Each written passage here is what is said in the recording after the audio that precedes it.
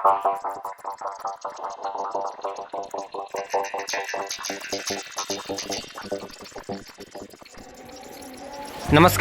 मैं कुमार, आप देख रहे हैं स्टार मिथिला।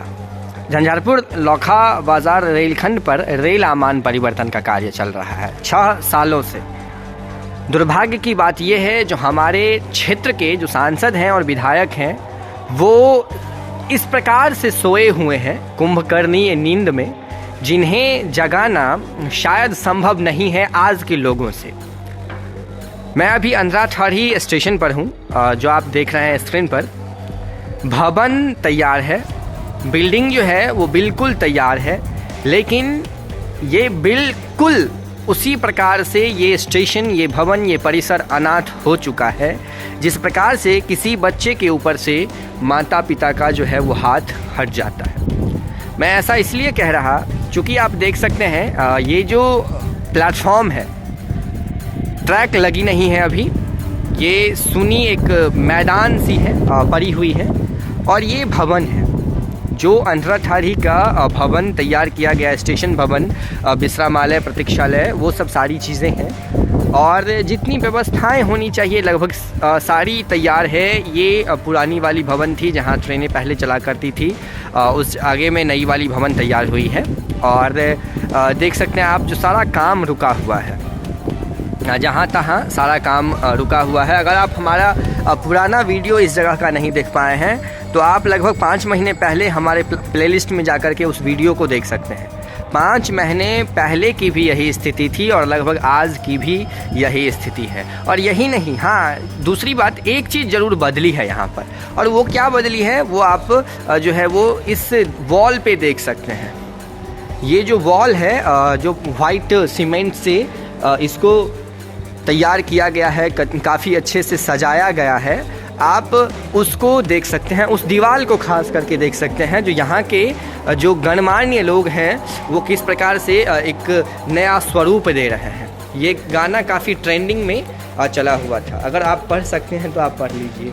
और इतना ही नहीं, इतनी अच्छी बातें इस पर लिखी हुई है इस वॉल पर, जिसे मैं आपको दिखा नहीं सकता। हाँ, कई सारी ऐसी नंबर दी गई है, कई सारी ऐसी माताओं की, बहनों की जो है वो नाम लिखी गई है, उसके आगे आगे गंदे गंदे कमेंट किए गए हैं।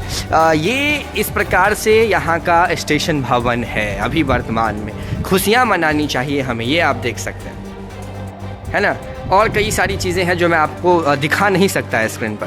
तो ये वर्तमान की स्थिति है। अगर ट्रेन थोड़ी आगे 2030 में ही चलानी थी, सबसे बड़ी बात है, तो अभी इसको तैयार करने का कोई औचित्य नहीं था। और अगर इसको तैयार किया गया तो कम से कम एक गार्ड यहाँ होना चाहिए, यहाँ के लोग जिससे डरे हुए रहें, जिससे इस कैंपस में आने से पहले, किसी सामान को क्षति पहुंचाने से पहले वो 100 बार सोचें।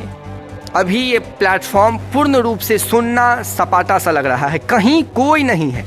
आप जहाँ तक देख सकते हैं कहीं कोई नहीं है। हो सकते हैं यहाँ 1-2 कर्मचारी हों, जो रेलवे का ठेकेदार का जो भी आदमी हो सकता है यहाँ पे अभी हों, लेकिन हमको कहीं नहीं दिखे, ढूंढने पर भी नहीं मिले हैं।